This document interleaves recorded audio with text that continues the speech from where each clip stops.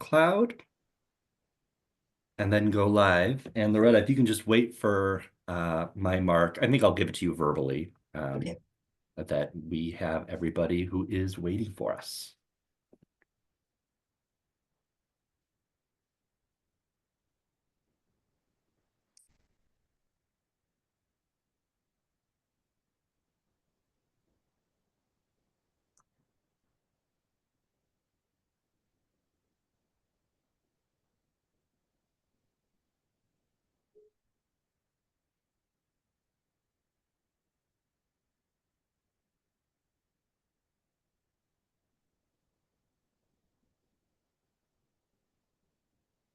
Good morning, everybody, or afternoon as of a minute ago. We're just going to give it another maybe half a minute as folks file in.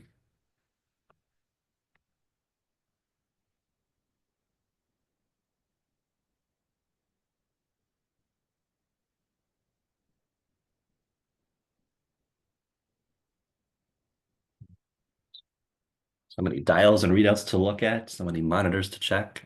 But Loretta, I think that does it. You can get us started. Okay. Good afternoon, and thank you for joining us today for the Minnesota Association of Library Friends first webinar of the year. My name is Loretta Ellsworth. I am Programming Chair of MALF, as well as a longtime leader with my local friends of the Heritage Library in Lakeville. I'm also a writer of fiction for both young and adult readers.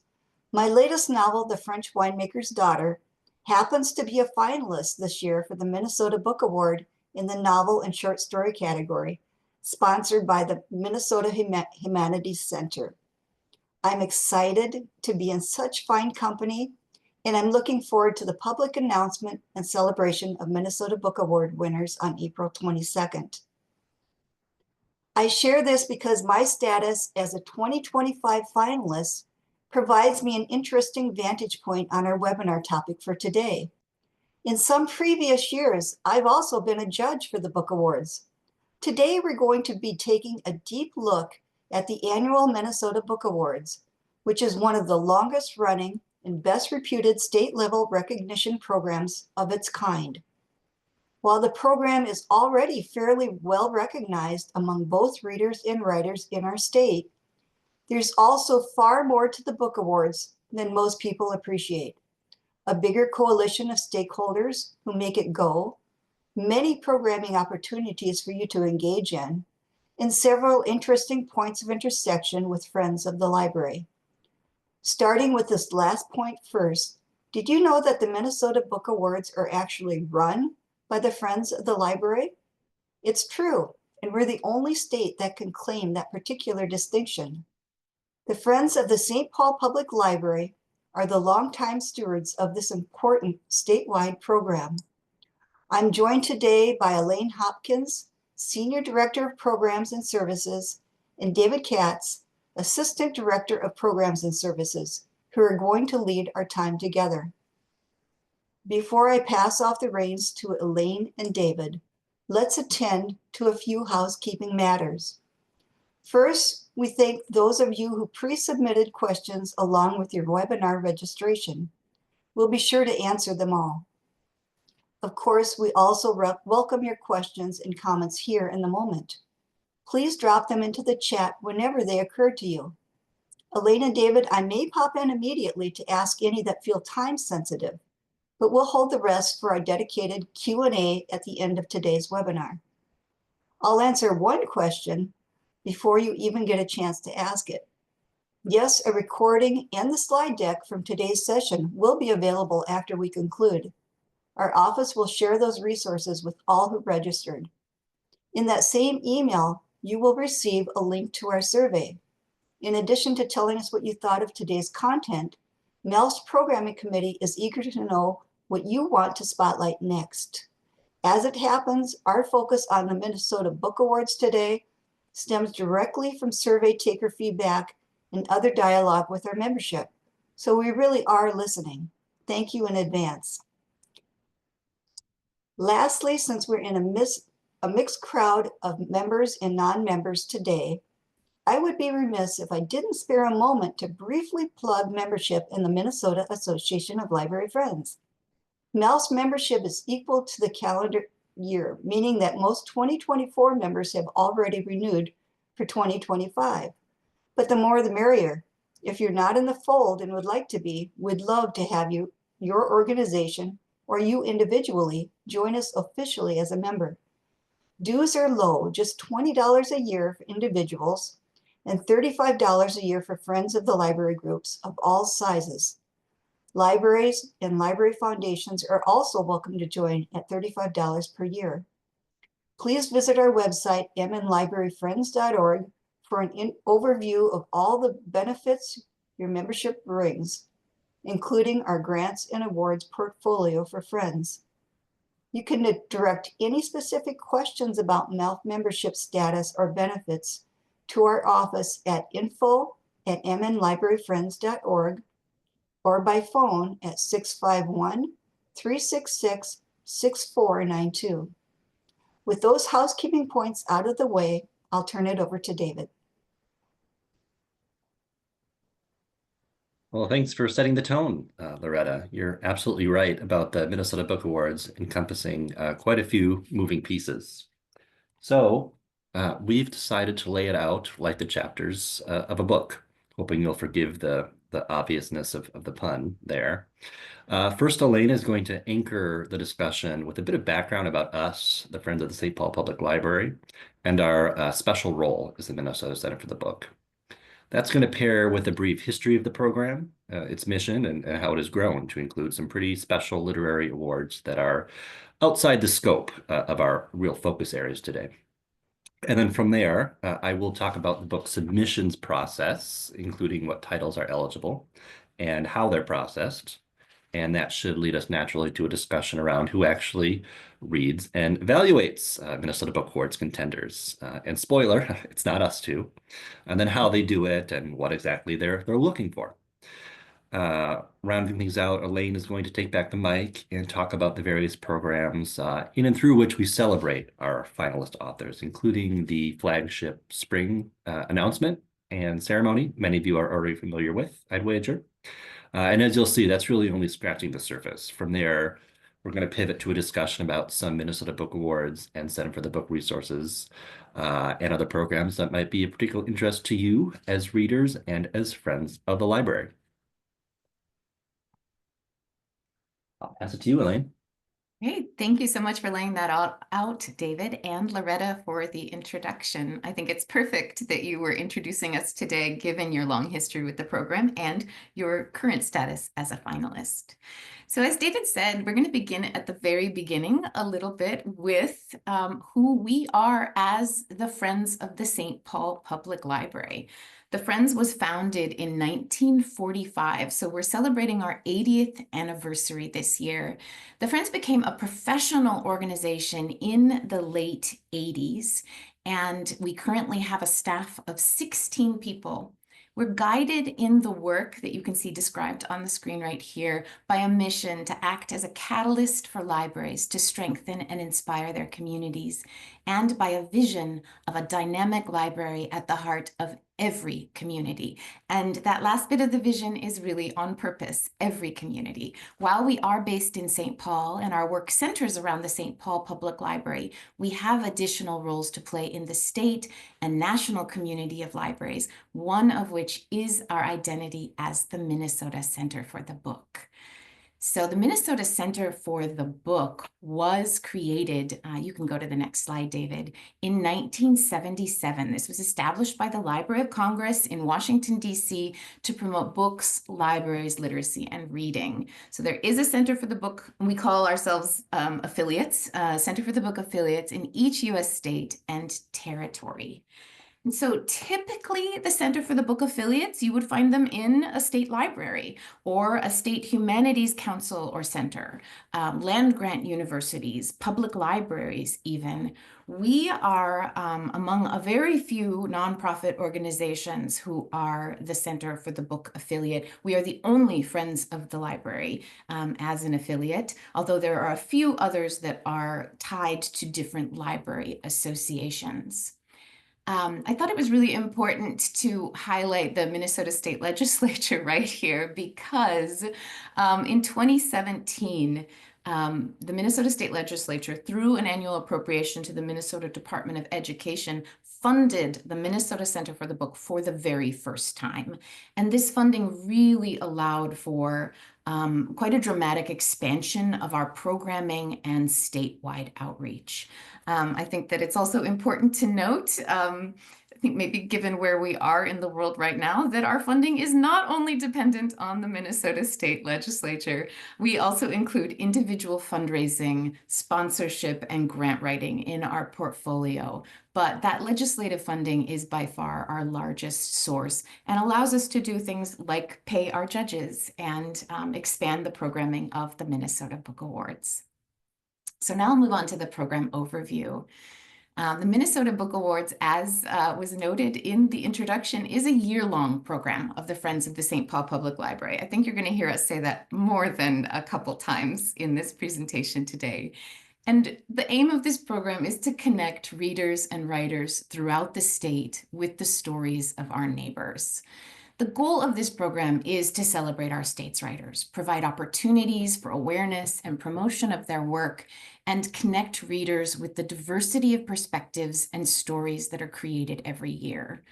Ultimately, we hope this program can help strengthen our literary and library communities, because we see libraries and their associated friends groups really as the hub of the work that we do with readers and writers. So we hope to inspire even more writers to add their voices to the approximately 4,000 books that have been recognized over the program's history.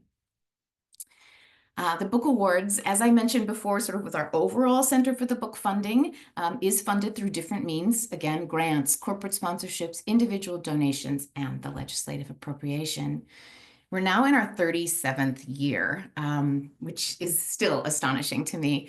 The Book Awards was created by the Friends in 1988 as a part of what was then called the Minnesota Festival of the Book.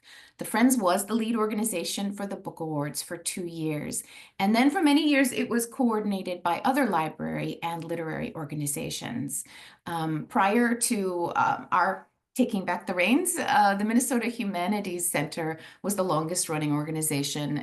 They started the coordination in 1999 and ran that program for 7 years. But during the whole history of the Minnesota Book Awards, the Friends has been the only organization that has consistently remained connected with the awards. We have, throughout its whole history, partnered on programs, promotion, and/or served on the advisory committee. In 2006, the Minnesota Humanities Center decided to halt their running of the program, and there were discussions in the literary community about what organization could sustainably foster this program. And eventually, the Friends was suggested, sort of put our hat in the ring, and then took back over the running of this program. We made a lot of changes in 2006, including limiting the number of categories to 8. For most of its history, the number of categories fluctuated. At one point, it even reached 21 individual categories. And so we wanted it to be a manageable and easily promotable set of categories.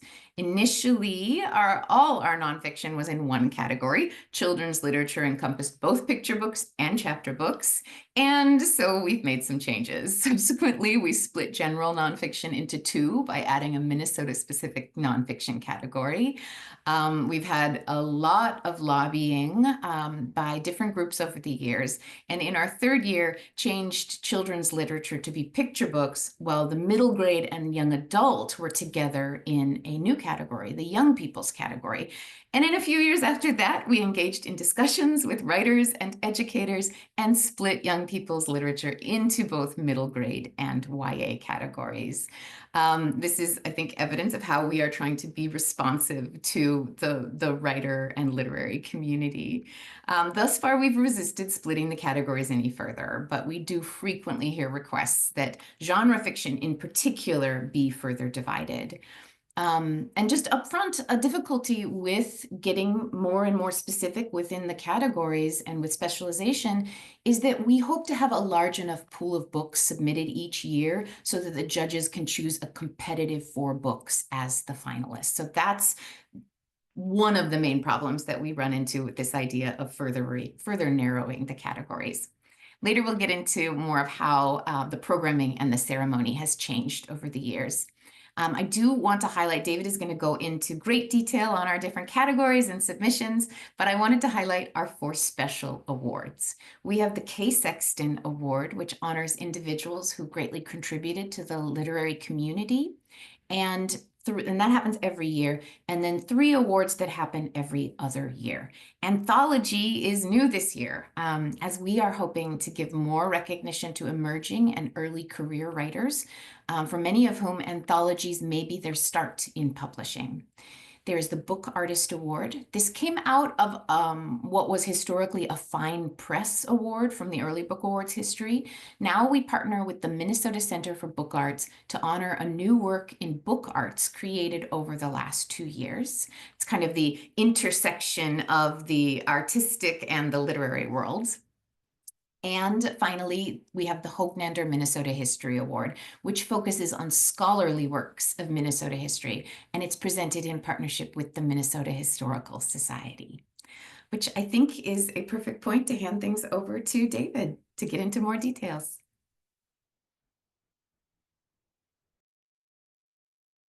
All right. Well, I'll be upfront about something. Most of the photos we use whenever we're talking about the book awards come from past year's ceremonies or from other public events that occur after a year's winners are announced. And that's because that's where the photo ops are. However, each year's book awards actually, the cycle begins much earlier. Book nominations, book processing, and judging selection, each of which, as Elaine promised, we'll cover. They all commence in August of the preceding year. And then those preface steps are vital, but far less visible than the splashy spring celebration. But I would argue for the right kind of book nerd, no less fun. As an example, to ensure we're all on the same page, because this can be a point for confusion, it's currently March, right? And we're gearing up for the April ceremony and announcements of the 37th annual, or the 2025 Minnesota Book Awards, which recognizes achievements in literature published anytime in calendar year 2024. Likewise, the 2024 Minnesota Book Awards kicked off, for intents and purposes in August of 2023 and spotlit 2023 publications. So, Elaine said it, Loretta alluded to it, now I'll say it. We think that long timetable is just one piece of evidence towards that larger argument that we'd like to build, that the Book Awards really is a year-long program. You know what? Stay there for now. First, let's do a deeper dive on submissions. I'm going to go into more minutia than I might generally, only because several folks pre-submitted a raft full of good and often quite specific questions to MALF for us to address when you registered for this webinar, showing a hunger for those brass tacks, at least among some. So we love to talk about the book awards, meaning that's really all the invitation I need. Each year, the call for nominations opens in mid-August, as we discussed, usually the second Monday of the month, and that remains open through mid-November, meaning that nominators have about a 3-month window to get us all the materials required to be considered, or communicate to us a specific game plan for doing so. And I should probably define our terms there, both nominator and required materials. Some people assume that it falls to an author to place their book in a contest like this one. That is both fair game and quite common. But authors are not the only ones allowed to submit a title. Publicists and other publisher reps can do so in their stead. Or if an author is fortunate enough to have an agent or assistant of some kind, they can submit an entry as well. We see all of the above.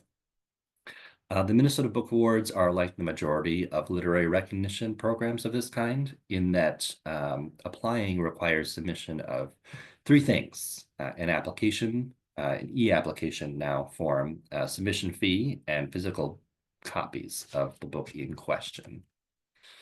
You can probably guess at most of the things we ask for on that form. First is the intended category. Books must fit within and can only be considered within one of our established genre categories, listed here so I don't have to rattle them off. Nominators are asked to pick one, even if their title straddles a line across 2 or more.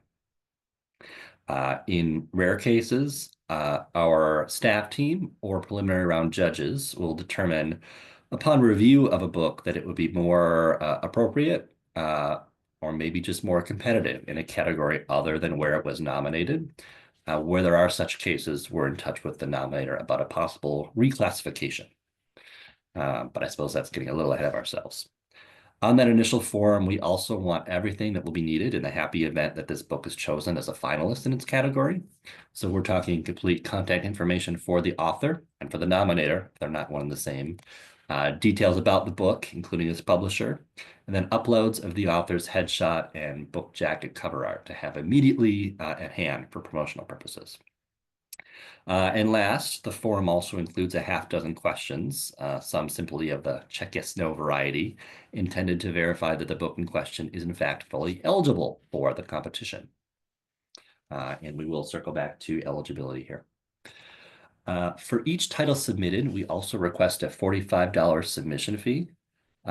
Processing well over 1,000 books, closer to 2,000, I think, takes a fair amount of our staff time, not to mention postage and other direct costs. So an application fee helps to defray those fees, though truth be told, it does not cover them fully. Also worth noting, as part of our equity and inclusion initiatives, several years ago, we adopted a needs-based fee waiver option.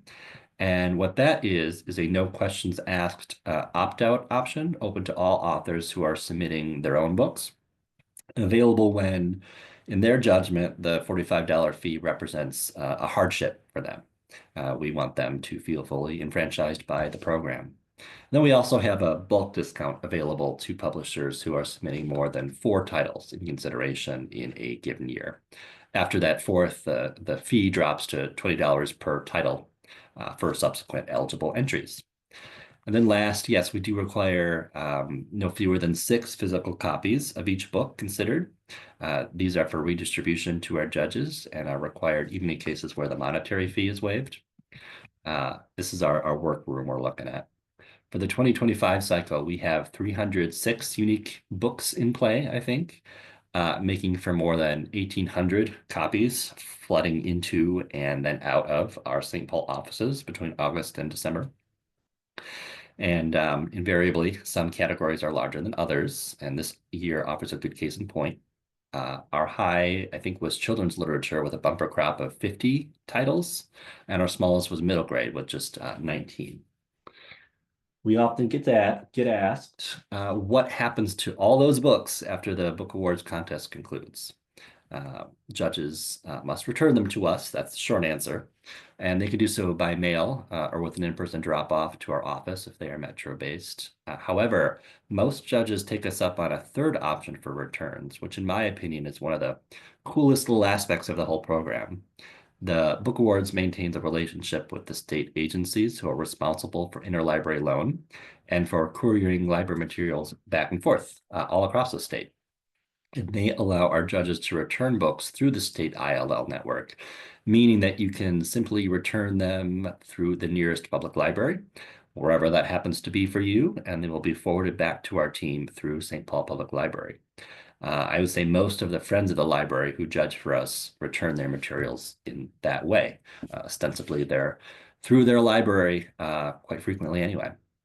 Ultimately, this is the important part too of that answer to that question, these books are then donated to Minnesota libraries for their circulating collections or for use in some other ways.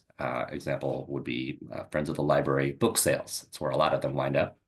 And we've recirculated, this is a conservative estimate now, but more than 15,000 books in this way since 2007.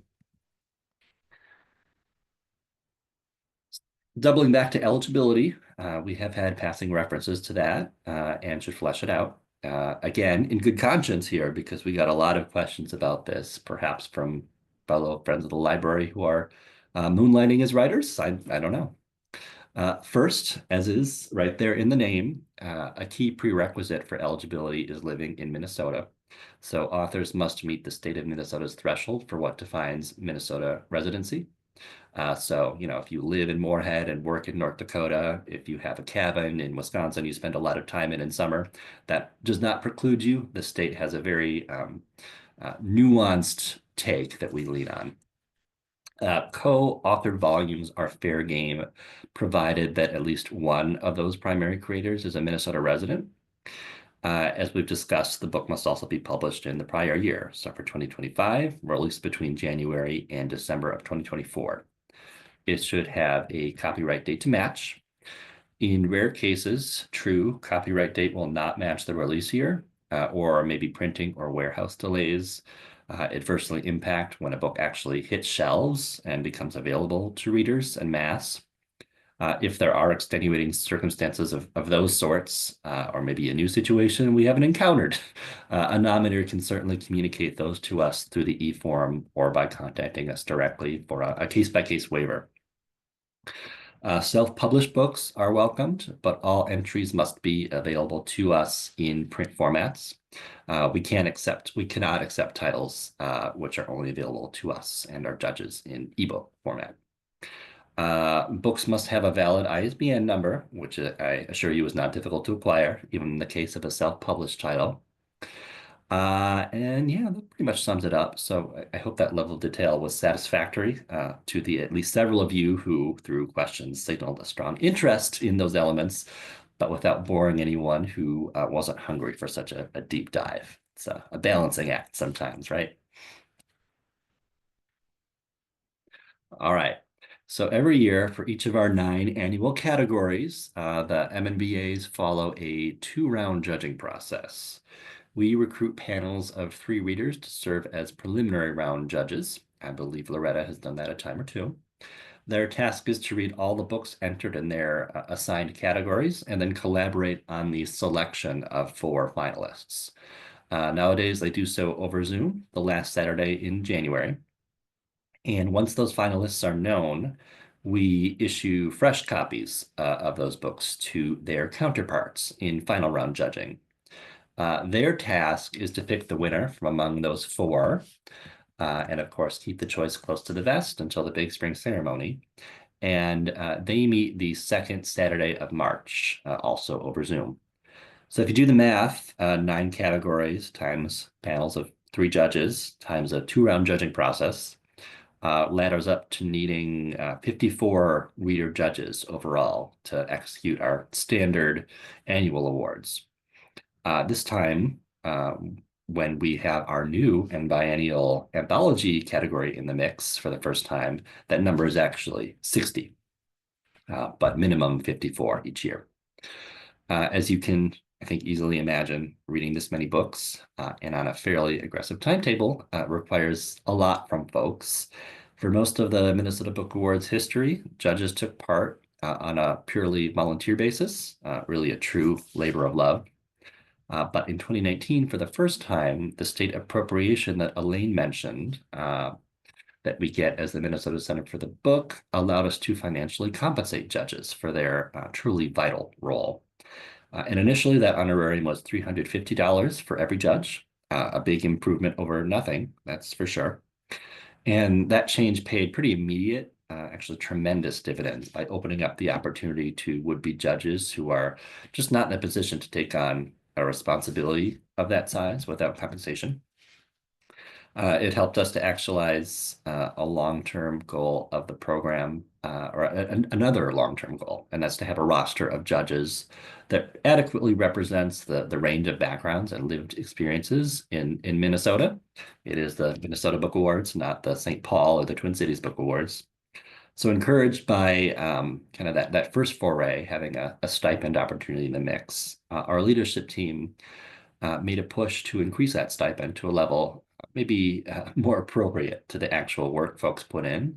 So compensation is now $750 for preliminary round judges and $500 for final round judges. That discrepancy reflecting the fact that preliminary round judges, it's up to your point of view whether it's a harder or easier task than final round, but certainly is more reading entailed, so you'll be committing more hours. Over the past several years, we have reevaluated and broadened the channels through which we get the word out about Minnesota Book Awards judging opportunities, and that has surely helped our case somewhat. but we're confident that it's principally because of that compensation structure that we now see more than triple the number of applicants for judging that we did prior to the incorporation of the stipend element. For this cycle, I believe it was 213 candidates, which is great. For further context on process, each August, which you can tell is an important month for us, in parallel with the book nomination window, we launch a call for prospective judges. As with the book nomination form, we facilitate that through an online tool that allows us to gather contact, biographical, and also basic essay information from interested individuals. And that leads us to a logical question that Elaine and I get quite a lot, including from MALF's audience today, as it turns out.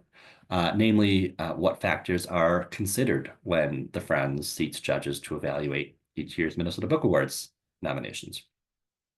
Like I mentioned a minute ago, representation from across the state is important to us. Professional background is key. Typically, there's a strong mix of writers who don't have a book up in that category, of course, or some other conflict of interest. Other publishing industry professionals like editors, occasionally a publicist, teachers and other educators, librarians and media specialists and teachers especially valued in our 3 youth categories, and then other relevant occupations depending on the category, such as maybe an historian evaluating in our Minnesota nonfiction category. I would wager there's at least one self-identified and practicing historian each year. Also, racial and ethnic diversity, candidates' own stated category preferences and their essay prompts. If you're only interested in reading novels or genre fiction prose, we're certainly not going to put you in poetry. Don't worry about that, or vice versa. Also important to us, having determined so through trial and error, is having a mix of new judges and more experienced participants in each room in air quotes, because we're talking about Zoom. But having a veteran and then the new eye, a very helpful dynamic. And then no back-to-back assignments. So you don't have the same role in consecutive years. For instance, perhaps you are a preliminary round judge in young adult 1 year. Well, you won't be preliminary round for young adult the subsequent year. You might be final round in YA. You might also be preliminary round in middle grade, that kind of thing. All right. And then that dovetails with another pretty foundational, I would say, question, which is what is considered important when evaluating whether a book is worthy as a Minnesota Book Awards finalists or ultimately the winner. The reader judges we seat are qualified and capable, but we would not want to assign them a reading list and mandate that they choose the best of the best without guidelines on what to look for and what to weight positively or negatively. This is extra important in categories like genre fiction and general nonfiction, where the breadth of subgenres and topics can make it feel like you're comparing apples to oranges sometimes. We provide a variety of resources to help them along the way. First is a 20-page judging handbook, which includes information on practical considerations like our conflicts of interest policy and the confidentiality policy. But that handbook also sketches out the guidelines against which folks are asked to appraise each book. I guess put succinctly, they are to evaluate books against these 3 criteria we're seeing, rather than head-to-head against the books in their pile, the other books in their pile. So yes, our criteria are technically only 3, but each is pretty multifaceted: craftsmanship, originality, and lasting impact. In the last slide, or maybe it's the second to last slide, we've linked to that judging handbook where you can do a deeper dive on the definitions and examples of each if you care to. So this is straightforward in principle, but potentially messy in practice, right? Over the years, we have evolved exactly how we ask judges to keep track of their valuations along the way and what we want them to report up to us at the end. Most recently, in 2022 and bleeding into 2023, we worked with our Center for the Book Committee and also contracted with writers who are professionals in various genres to essentially audit and then suggest improvements to the guiding questions we supply to judges alongside those three overarching criteria. And these partners helped us refresh and customize a list of questions for each of the 9 MMBA categories, or 10 now, because again, we've added anthology to the mix for every other year. Questions all correspond to and then neatly roll up to the 3 main criteria: craftsmanship, originality, and lasting impact. During that same overhaul window, we also piloted and improved on a cloud spreadsheet system that allows judges to log and then share their quantitative responses to these guiding questions for each book without having to do math, because no one needs that. Pretty important to note, though, this slide might indicate a reliance on quantitative figures.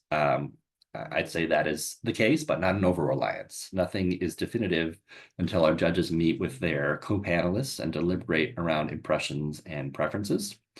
That dialogue routinely turns up new insights for folks.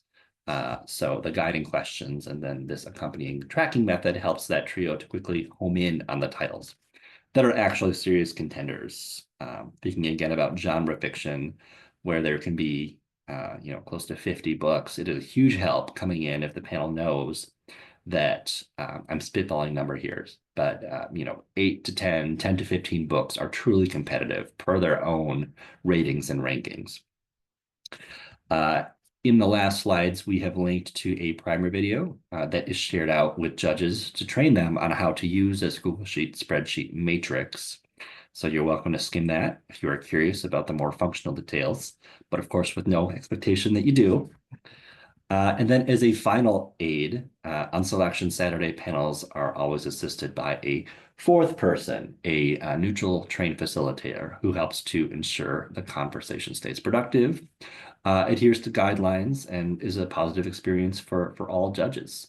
It's another element of this program that we pull our former judges on every so often, and they always validate that having that 4th voice in the room, even if ultimately they don't have to speak up much, is a great comfort and adds some efficiency too. All right. I'll turn it back to Elaine for the public pieces. Thank you, David. And I'll just say too that it may only represent a slide or two that David was showing you, but the new rubric was really a tremendous amount of work by David and our other colleague, Wendy. And I think it's representative of how we hope that this program is responsive. It's responsive to the needs of the writers who are participating, the judges, and the other individuals that we are contracting with, to help fulfill the program's purpose. And we want to constantly be learning and improving what we're doing. So I think that our whole team is really proud of this advancement that gives enough structure, but also allows for those discussions, as David was saying. So anyway, just wanted to plug that in as well.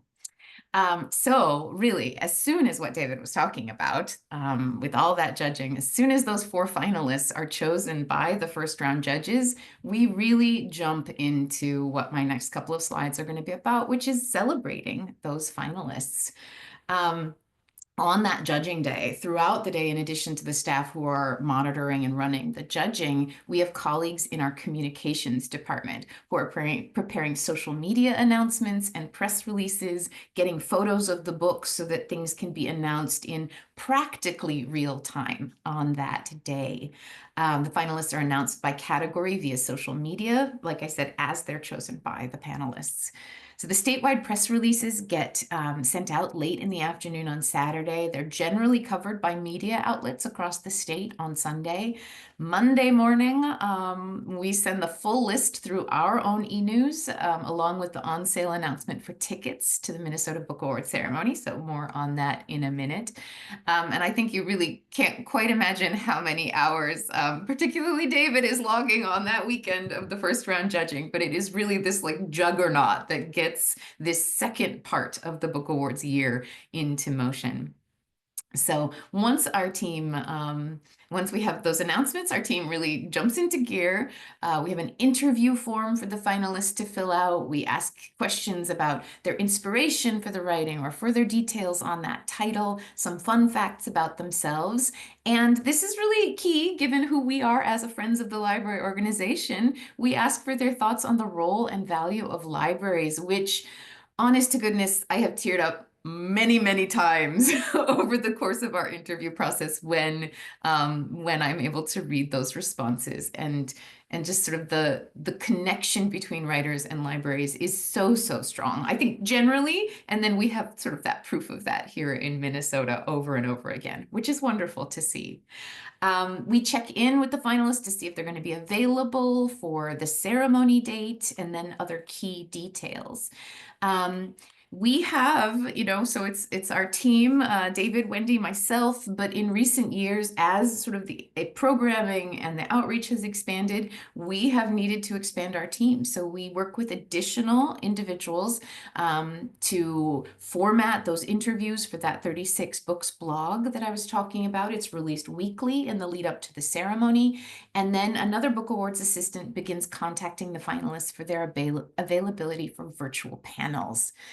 So way back, if you've known about the Book Awards for a long time, we had a Reader's Choice Award and an event focused on the finalists, where they had a very brief opportunity to talk about their book, like less than 5 minutes. Because remember, we could have up to 36 authors at that event. It morphed into Meet the Finalists, which was an in-person event and a reception, which usually featured anywhere from 20 to 30 writers. And then the pandemic changed that. With only a couple of weeks to go before our scheduled Meet the Finalists date in 2020, we were all at home and we had to cancel, and quickly thought up a plan on how we could promote the finalists in a virtual environment. And so the new Meet the Finalists was born. Again, huge kudos to David for really practically single-handedly taking this idea and running with it. The finalists came together on Zoom for a recorded session. It's moderated by a previous winner or finalist from the same category. And they had the luxury of delving into their work, their craft, the connections between them as writers. And it was a lot more substantive than the previous 5 minutes that they were allowed. The panels were edited slightly and then released on the Friends YouTube channel. By the end of that season in 2020, the 9 panels had been viewed 3,500 times. So we kept it. We've heard from the writers that they really value this opportunity to connect more deeply with their peers about the work and the genre. And well, of course, some things are lost in not having the chance to meet in person. The extended value of this archive has become really meaningful to the program. Since the pandemic, we are still reaching approximately 1,000 views of the panels in total. So yes, it definitely is a decrease, but it's still a pretty substantive number about the reach of this virtual programming.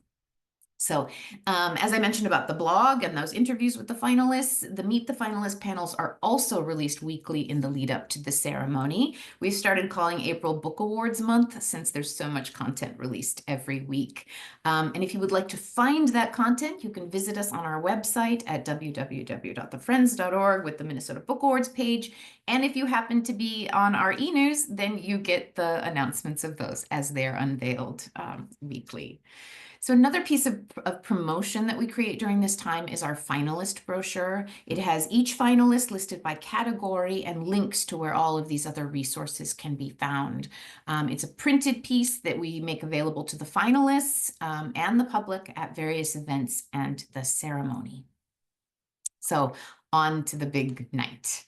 If I can interject just quickly, Elaine, Sure. to answer Dawn's question, because it feels so timely. Yes and no. Some of the panels are available starting yesterday. So the schedule starting this week and going through April 11th is that we will be profiling a category. So it's Meet the Finalists recording, as well as the accompanying blog posts, those Q&As Elaine mentioned, on Tuesday, Wednesday, and Thursday. So starting yesterday with middle grade, I believe today is poetry, and ending on the 11th. Thanks, David. Yes, on to the awards. So this is the big night for us.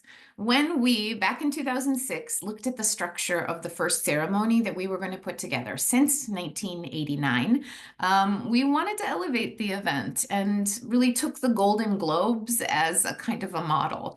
The ceremony was held at the Intercontinental Hotel in downtown St. Paul, although I'm pretty positive it had a different name in 2007, with guests and authors seated at round tables. There was a reception with a cash bar and light refreshments during a signing time before the ceremony.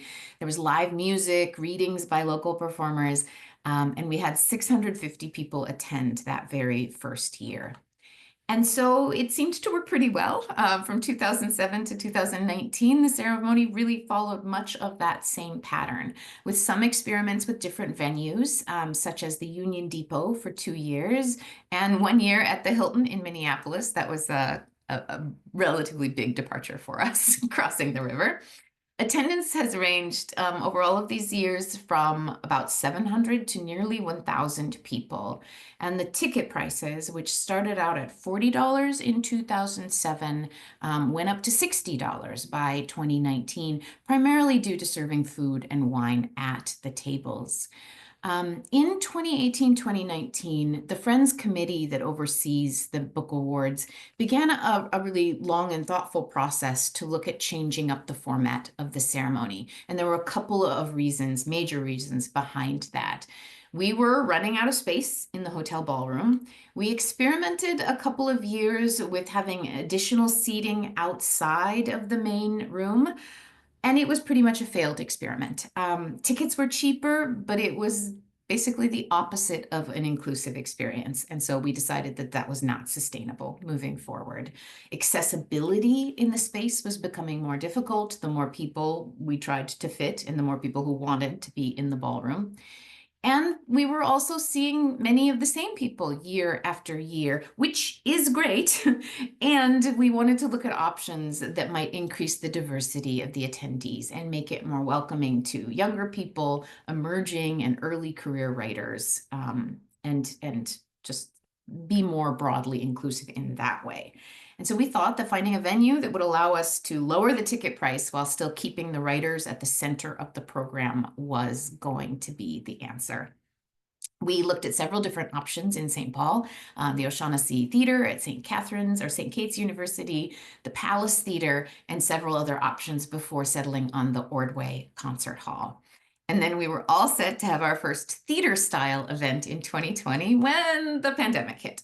So we shifted, of course, as everyone did, to 2 virtual years.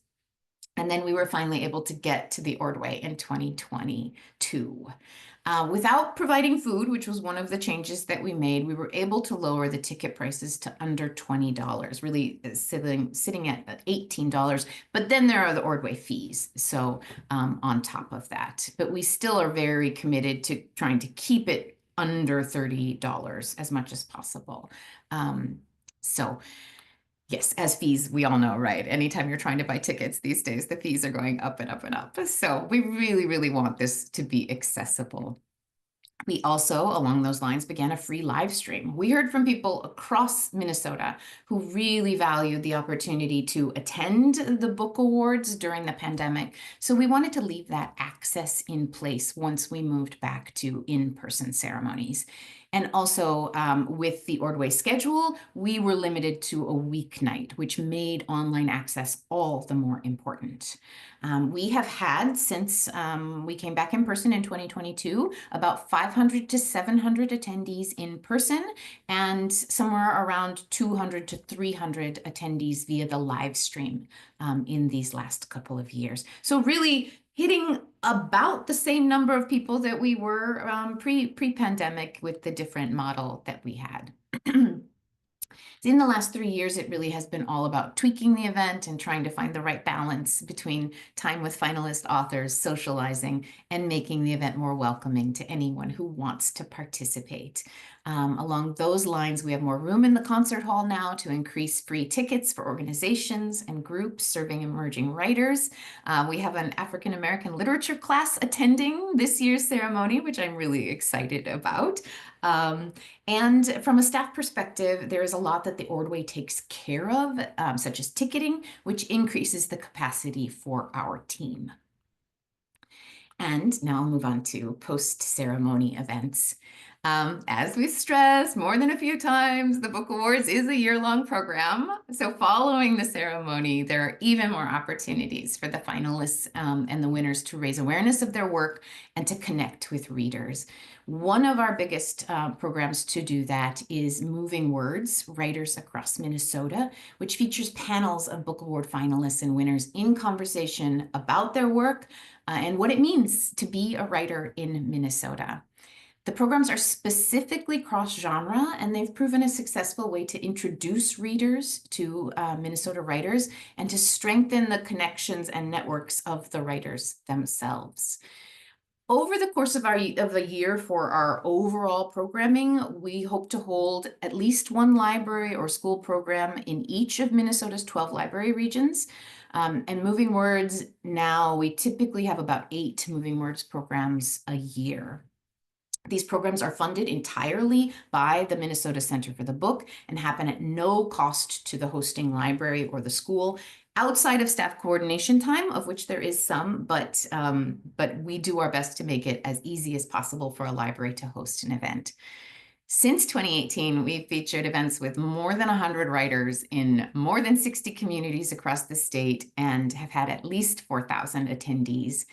Many libraries work with their friends groups to promote the event or hold it in conjunction with an ongoing friends program like a book club.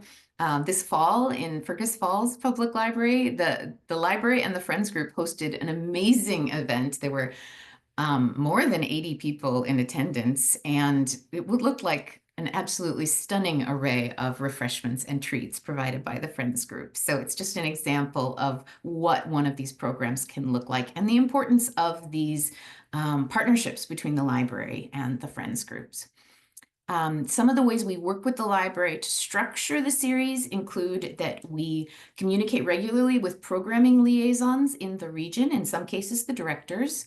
They poll their member libraries or suggest a library that might be interested in hosting the event and determine the best timing for that program. And so then we craft that curated panel, as I've mentioned, and we hear feedback and get requests from the library hosting. We've had requests for, we just want a panel of nonfiction writers. We really like inspirational romance in our community. We like these writers, or we'd love a combination of this. We do get requests for poets, just, to make sure you know that. And we create flyers, we create templates for flyers and other handouts, and we reimburse libraries for printing or advertising costs that they are that they're expending in order to promote the program. Each panel has a moderator who works with the staff person on site to run the program, and then typically the authors bring their books for sale. If your friends group is interested in hosting a panel working with your library, please reach out via your programming liaison for the region, or you can contact us directly, and we can work with you to host a Moving Words program. So quickly, because I know we're getting sort of close to the end of the time, I wanted to touch on a couple of other activities that we do as the Minnesota Center for the Book that use the Book Awards roster really as source. We use the backlist of Book Awards finalists and winners as the basis for our One Book, One Minnesota titles. As the books have already gone through what David described for you as a rigorous process of critical review. For this program, we've had 13 books featured to date. We're currently in our 13th chapter with our first picture book, Where We Come From. So we're really hoping to encourage intergenerational programming around this title. And so this is also the first year that we are having in-person events as a part of our One Book, One Minnesota programming. For this, there are 8 weeks of free access to digital books and audio when it's available. We create reading guides and other materials to support discussions and programming around the event. And then we always include a virtual statewide event. That will be on April 29th for Where We Come From with all 4 writers. And in addition, this spring, the authors will be at Cambridge Public Library, Browns Valley School in Minnesota, and the Moorhead Public Library. Another program that we do, it's not a program per se because it's a resource more, is our Minnesota Writers Directory. And this is peripherally tied to the Minnesota Book Awards in that the goal of this is to connect writers for programming at libraries, schools, art festivals, book clubs, etc. And it includes every time we have the new roster of finalists announced, if they aren't already on our directory, we get in touch with them and ask if they'd like to be included on the directory. There are profiles of more than 400 contemporary writers who live in Minnesota on this site. We know that not every library either wants to or can host something like the Moving Words program. So we wanted to provide a resource that makes it easier for people creating programming to see who's out there, who's interested in doing an event. You can search by region, by genre. You want to look for children's book authors, you can search that way. You can even click on a county in the map and then see if there are writers who are on the map, on the profile, have a profile in that particular county. Not every county is represented, but it'll tell you that right there, and then you can see the lists of authors. You can contact an author directly through the contact form on the website regarding event opportunities. And then super quickly, it's not exactly related to the book awards, but it features many previous book awards, and that's our Minnesota Writers on the Map. It's available in print format and as an online resource. And the online map was launched in 2021. We do accept sort of like arguments, submissions for people who should be included on our Minnesota Writers on the Map. And then we review that with our Center for the Book Committee each year.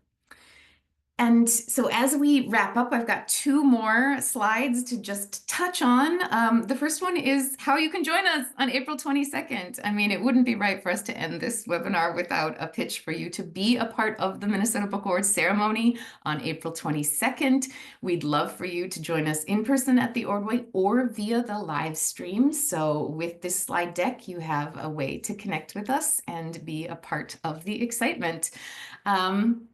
Chat with Loretta in person during the signing part. And then also we have a slide full of different resources that David mentioned that you can take a look at for further information and yeah, and just see even more. We really hope to be as transparent and want to be as transparent as possible about how this program runs. And we also love to get your feedback.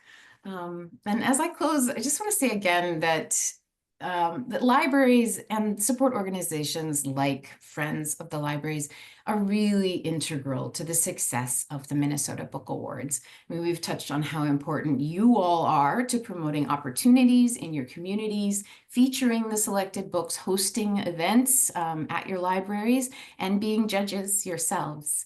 We are always interested in how the book awards can be more relevant to your libraries and communities, so are more than happy to hear ideas and feedback. And then, you know, we're happy to work with you. If you've got ideas, you know, you want to maybe host a live stream watch party of the ceremony, you know, we would do our best to work with you to make this program even more accessible and inclusive for communities across Minnesota. So really, thank you so very much for everything that you are already doing to support the Minnesota Book Awards and for that potential in the future. And I think we're headed on to additional questions now. Right, we do have a few questions in the chat as well. It says, do you need a Gmail address to fill out G Rubik's? David, you're... Yeah, I love this. So many brass tacks questions. The answer is no. I mean, you do need an email address. Our correspondence to judges And, between November and March, there can be quite a lot of it, is through email. And included in those emails are links, including, of course, the rubric. You will have an individual rubric that is locked down in the sense that only you and I have the link, but not locked down in the sense that you do not need a password. You may have encountered the same tool in other contexts where you do need a Gmail account and/or a chosen password to access, but we try to keep it accessible. And And also, someone asked, do you need to have previous judging experience of some kind to judge the book awards? And the answer to that is a resounding no. Folks come to us from all sorts of personal and professional backgrounds and with different outlooks on judging. We do, speaking to the question, have folks who have judged other awards ranging from, I think in children's literature last year, we had somebody who was fresh off having worked on the National Caldecott Medal panel. So, that's a point in that person's favor, I suppose. But we have people who have only judged in the context of, History Day, hullabaloo, that kind of thing, student projects, and those who have, a deep and long interest in reading, and another lens that is useful to the process, but no practical judging experience. It's not a precluder at all. One of the most exciting statistics that I look at, David is great at compiling all of these numbers for us to look at, is how many people over the last couple of years are completely new to this process and to the book awards and have never judged for us before. So that number of new people who are interested in being a part of the program, kind of like regardless of whether they've had, as David said, that specific judging experience or not, we love to see that number going up. And so, yeah, so really always want to encourage people to take a look at at that application and the information and see if it might be something for you. Right. And can judges use the experience on their resumes for school credit, like for an MFA or something? Um, Do you want me to speak to that, Elaine? Yeah. I'd be glad to. I guess the truest answer is it depends. So our rule, if you will, for judges is really we ask them to keep their role with the book awards as a judge close to the vest until at least after the ceremony and the announcements. So you can obviously tell your family why you're knee deep in books all the time, that kind of thing. But we ask you not to put it on social media or on your resume, LinkedIn, and so forth. Just because occasionally over the years we've had situations where a judge is approached by somebody unaffiliated with the program, asking them to provide details on their justifications that really wasn't appropriate for that person to be asking. So the even the perception of that pressure is something we like to take off of our judges. But afterwards, yes, you are welcome to tout it. We have had some judges who are, a bit earlier on in their respective careers, be that in publishing, librarianship, whatever, who put it on their resume and talk about in interviews, that kind of thing. There is no formal mechanism through MFA or other programs where automatically doing so counts as practicum or internship credit. But I know we have had go-getter judges who have, on a case-by-case basis, brought that kind of thing up with their advisors or professors. And if they need a letter of certification or something one-off of that nature from us, I'm sure we're happy to provide. Thank you. And there were a couple of questions on the submission process from authors, I believe. And one myself, you mentioned that you had 50 this year in children's. Is that typically the category that receives the most every year, or does it change? It's kind of a toss-up. Children's literature is regularly a big one. Minnesota is just blessed in that space, and that is longitudinally true. So I'd say it's rare that there are fewer than 40. But some years it's edged out by genre fiction, which is a beefy category, again, because we have such an impressive homegrown community, and also because it encompasses, subgenres as different as mystery and romance, both of which have authors who could be quite prolific and have a book out each year, more or less. So that makes for large classes of books. And I think there are changes too, depending on kind of what is happening in the world. It probably isn't too much of a surprise that we've seen a big jump in memoir and creative nonfiction over the last couple of years. I think during the pandemic, writers and everyone had a lot of time for introspection, perhaps, and so we have seen that jump up for the last few years. And someone had asked, can authors submit personal statements with their books to help the judges understand context? I haven't heard of that before, but No, one of the things that we talk about to our judges and in the panels, and I always say this every year in the introduction, is you are looking at what is between the pages in that book, and that's really, really important. Even, sort of who that author's name is. One of the things that we say to all of the judges every year is that it doesn't matter if this person has not ever won a Minnesota Book Award, they've won 6. It doesn't matter. What matters is, between the covers, looking at that craftsmanship, originality, and lasting impact. So if someone submitted that kind of letter, it would be removed before the judges had a chance to look at it by us internally. right. And I think I know the answer to this. Can a book be accepted in multiple categories? For example, a poetry book for children? It cannot. So, as I think we mentioned in the meat of the presentation, we fully recognize that there are books that straddle traditional genre lines, either intentionally or otherwise. So we really ask the nominator to pick the category that feels most appropriate. If they have reservations about, well, is this the most appropriate category? Would this book be more competitive elsewhere? We are happy to have a dialogue with that author or other nominator before moving it forward to the judges. We also have a mechanism in place with preliminary round judges where if they get 20, 30 pages into a book and having gotten that far, really think it would be more appropriate in a different category, we can then at that stage reevaluate and maybe reassign. So we're as careful and intentional as we can be without having books entered in multiple categories. That Right. Emily? Right. And I think you did kind of mention this a little bit, how libraries provide access to Minnesota Book Awards books. This is just something that is available, but not necessarily that they would all have these books and stuff. There is definitely a range of involvement. I think that you can go around. I'm always like really happily surprised if I walk into a library and I'm like, oh, there's a whole Minnesota Book Awards display here. I love it. And certainly we have heard anecdotally that libraries, might respond. They might get more copies of books that are finalists or winners. But there isn't a mechanism for that kind of participation or involvement kind of across the board. As David mentioned, with all of those books, we do distribute them to libraries around the state.